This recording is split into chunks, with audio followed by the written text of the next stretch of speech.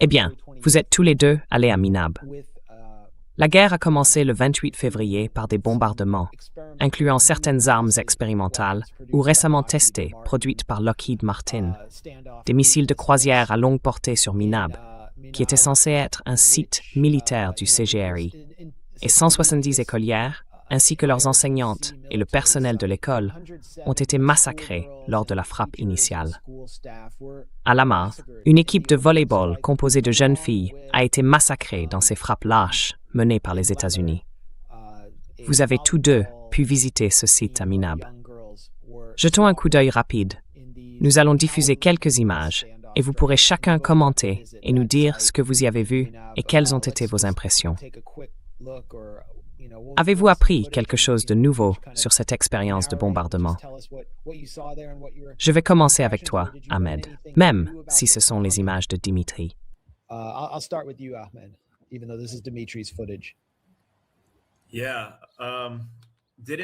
Oui, je ne peux pas dire que j'ai appris quoi que ce soit de nouveau en termes d'information.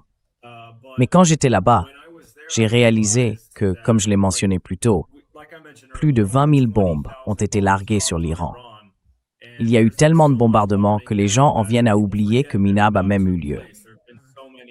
Il y a eu tant de massacres et de crimes de guerre commis. Mais Minab, je pense, reste le crime de guerre symbolique de cette guerre. Et on le voit partout dans le pays. Je veux dire, il y a toutes sortes d'affiches commémorant les jeunes filles, les montrant au paradis dans l'au-delà avec le guide suprême, et c'est devenu un cri de ralliement.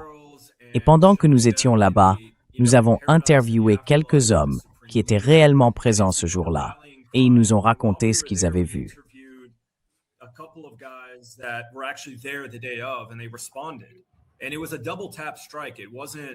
C'était une frappe en deux temps, pas une seule bombe, mais deux.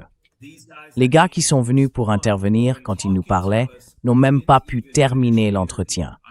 Ils pleuraient tout le temps en décrivant ce qu'ils avaient vu, parce que c'était tellement grotesque. Je veux dire, c'était un missile Tomahawk frappant directement des enfants. Vous pouvez imaginer à quoi ressemblait cette scène. Nous avons vu ce que cela fait aux enfants à Gaza, alors imaginez cela partout, sur tout ce site. Même les personnes qui étaient avec nous, celles qui faisaient les traductions et aidaient aux entretiens, n'ont pas pu retenir leurs larmes non plus.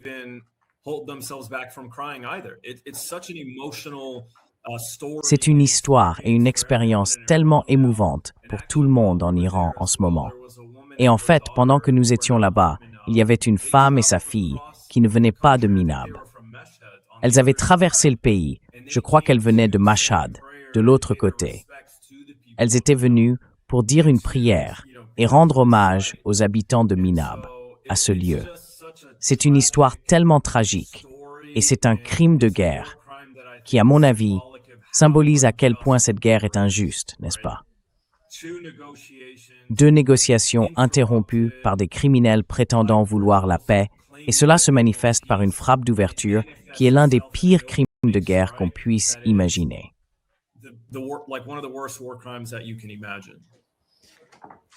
Dimitri, comment était ta visite dans cette école à Minab?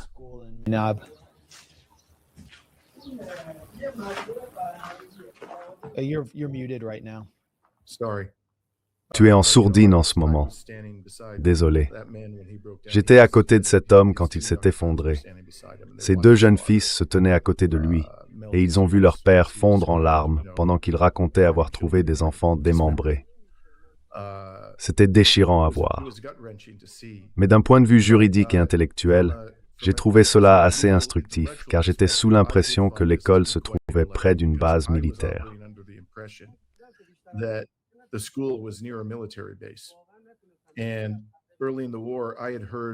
Au début de la guerre, j'avais entendu des commentateurs que je respecte et que je respecte toujours dire qu'ils pensaient que l'armée américaine avait visé l'école pour envoyer un message au corps des gardiens de la révolution islamique.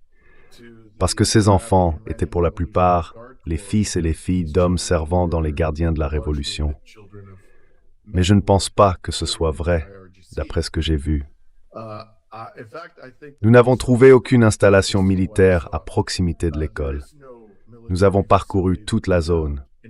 C'était peut-être une base militaire il y a environ 18 ans. Voilà l'homme, on le voit avec ses fils, et il ne peut tout simplement pas retenir ses larmes. Il s'en va. Il n'arrivait plus à parler.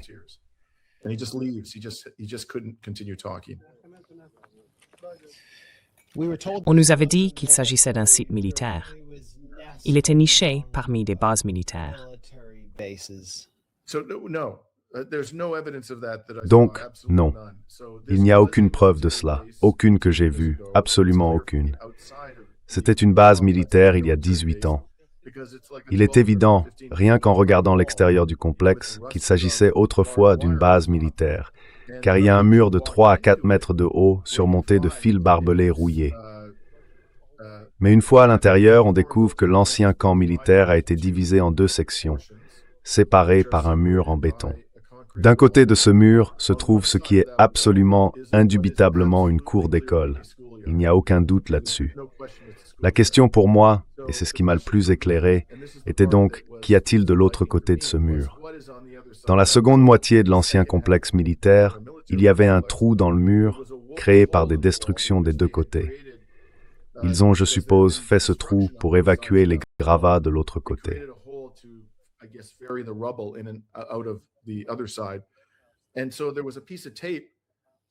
Et donc il y avait un morceau de ruban adhésif sur ce trou dans le mur.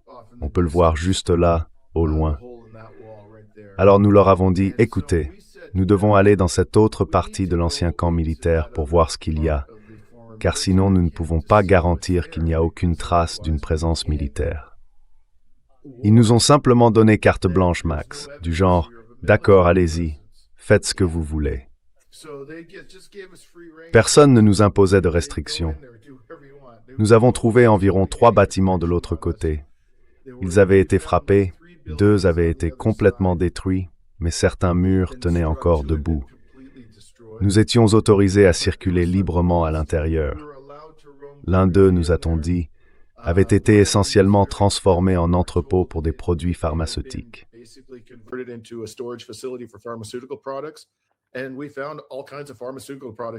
Et nous avons trouvé toutes sortes de produits pharmaceutiques dans les décombres. Il était clair que l'endroit avait servi d'entrepôt pour des marchandises pharmaceutiques. L'autre élément, c'était le grand bâtiment de l'autre côté. On peut le voir si l'on regarde juste entre ces 2 hommes. On distingue le trou dans le mur et il y a ce bâtiment plus grand.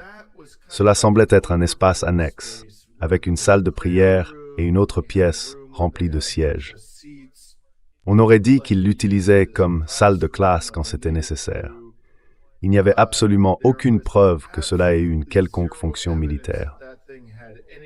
Et toute la zone de l'autre côté du mur, celle que l'on voit à droite de l'écran, était simplement envahie par les mauvaises herbes.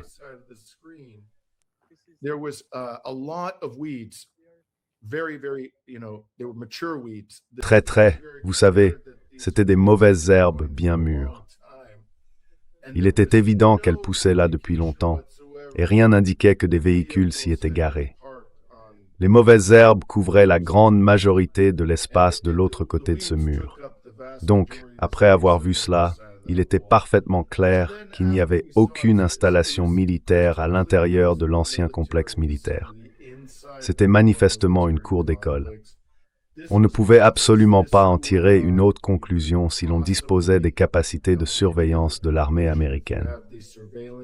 Ensuite, nous avons fait le tour de l'ancienne base militaire et n'avons rien vu qui puisse être considéré comme une installation militaire.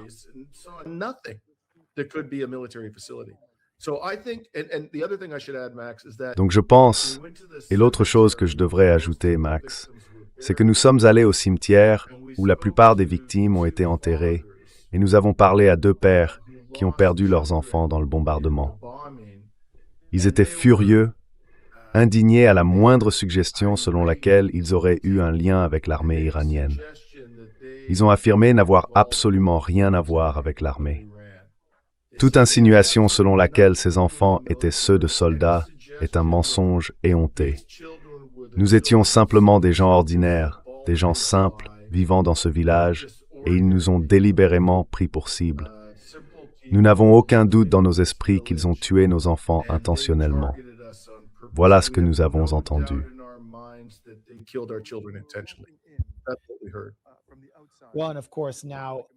Bien sûr, maintenant tout semblant est tombé.